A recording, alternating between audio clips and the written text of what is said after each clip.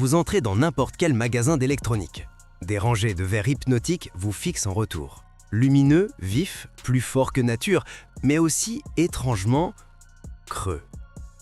Vous souriez à une promesse de 75 pouces. Un écran qui pourrait redéfinir vos vendredis soirs. Mais et si il les ruinait aussi? Parce que si vous regardez dans la mauvaise direction, certains téléviseurs vous séduiront avec des contrastes profonds, puis vous abandonneront quand les mises à jour firmware arriveront. Alors, avant de tomber amoureux des pixels, prenez ceci avec vous. Chapitre 1, la pièce où vous vivez vraiment. Samsung S95D OLED, l'impressionniste.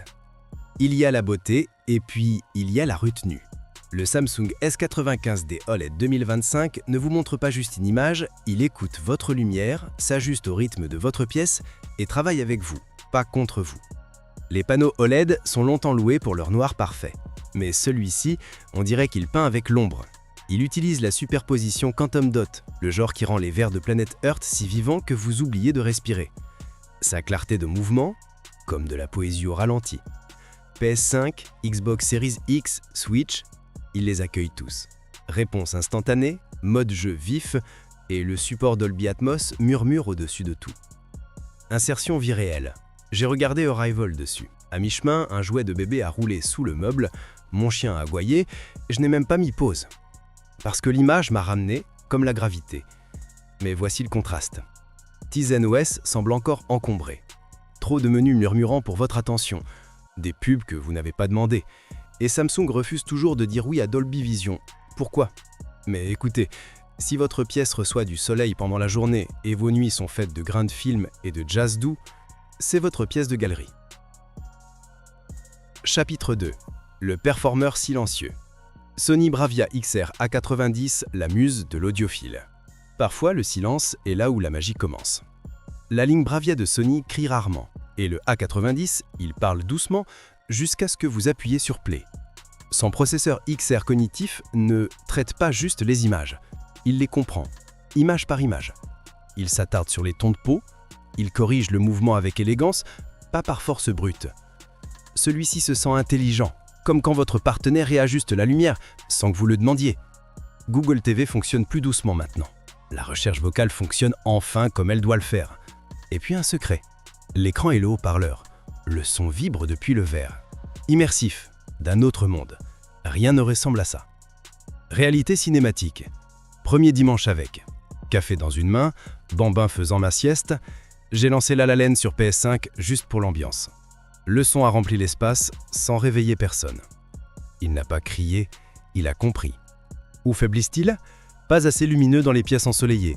Vous plisserez des yeux en plein jour. Et son étiquette de prix dit Cinéral Maison. Pas de zone de binge détendue, mais pour l'auditeur silencieux, pour celui qui se soucie encore de comment quelque chose sonne, celui-ci chante. Chapitre 3. La télé qui a grandi. LG C4 OLED, le classique maintenant aiguisé. Il y a toujours un écran qui revient chaque année, mais cette fois c'est différent. La série C d'LG a grandi. En 2025, le OLED C4 n'est pas juste une continuation, c'est une révolution silencieuse dans la confiance. La technologie OLED Evo murmure maintenant ses améliorations, pas plus fort, juste plus intelligente. Le contraste reste infini, les noirs sont toujours plus noirs que le souvenir, mais la clarté de mouvement, tranchante comme tourner une page en pleine phrase. Et puis, il y a le gaming. VRR, ALM, 4K à 144 Hz, HDMI 2.1 sur tous les ports. Chaque console dit merci. Vos doigts le sentent avant vos yeux. Moment réel à la maison. J'ai lancé Spider-Man sur PS5. Ma femme est entrée, a levé un sourcil, sourire en coin. Tu as dépensé combien? Et puis s'est arrêté, parce que Peter se balançait face à un coucher de soleil trop réel. Soudain silence. Respect. Parfois vous n'avez pas à défendre un achat. Il se défend lui-même. Faiblesse? Pas encore de HDR10+.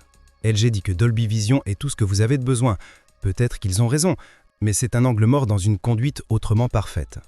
Et le Burn-in OLED, soyons honnêtes, c'est toujours dans la pièce. Comme une petite ombre. Moins menaçante, mais pas disparue. Pas pour les barres de sport. Pas pour les accros à la news. Mais pour le reste d'entre nous, le C4 est celui qui s'intègre à côté de votre vie. Sans couture, sans effort, sans drama. ce qui en fait en rend assez dramatique. Chapitre 5. Le miroir que personne n'a demandé. À éviter numéro 1. Amazon Fire TV Omni QLED 2025. Toutes les Smart TV ne sont pas intelligentes.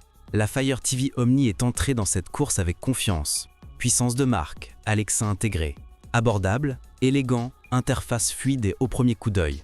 Mais après un moment, vous les aimez un peu pour ça. Le TCL QM8 en 2025 ne veut pas votre approbation, il la gagne. Rétroéclairage mini LED poussant plus de 2000 zones de gradation locale. Dolby Vision, HDR10+, Google TV, fonctionnant comme s'il le pensait enfin. Et la luminosité? Disons juste, si vous regardez Top Gun Maverick dessus en plein jour, vous plisserez toujours les yeux pendant les combats aériens. Les gamers se réjouissent. 144 Hz natif, VRR, AMD FreeSync Premium Pro et une barre de jeu dédiée qui fonctionne vraiment. Scène honnête. Première semaine avec le QM8, je suis allé nettoyer en dessous. J'ai trouvé la télécommande sur une boîte de jus, à côté d'un Lego. Fonctionnait toujours. C'est la vraie possession de télé, pas l'éclairage de showroom.